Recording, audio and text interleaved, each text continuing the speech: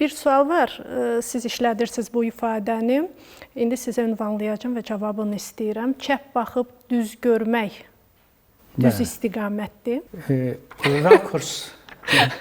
Rakurs adətən var bizim verilişlərin böyük əksəriyyətində bizim əyləşəndə üzü tamaşaçılara əyləşirik yəni. Bəli. Amma burada məsələn üzbəüz əyləşmişik.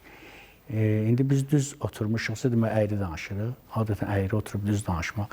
Yəni bunlar prinsip etibarilə məqamında bir fikri dəyişdirmək üçün istifadə olunur. Amma əqidəni dəyişdirmək üçün yox.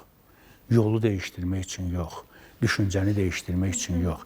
Müəyyən bir kiçik bir dəyişkənliklər insan həyatında o günü dəyişdirsin, o anı dəyişdirsin. Amma sənin həyatını dəyişdirsin, o başqadır. Bəzən deyirlərdi, bir baxış insanın həyatını dəyişdirdi.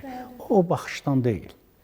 O dəyişdirmir həyatı. Sonra gəlirlər 10 il bir yerdə yaşayırlar. O baxış, o incə şeirlərin, o necə deyərlər, vəsf eləyə bilmədiyi baxış 10 ildən sonra düşmənçiliyə çevrilir.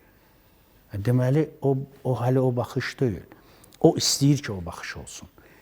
Bir insanın istəyi, arzusu və önünə çıxan şəraiti də özünə uyğunlaşdırması hələ o demək deyil ki, bu doğrudur.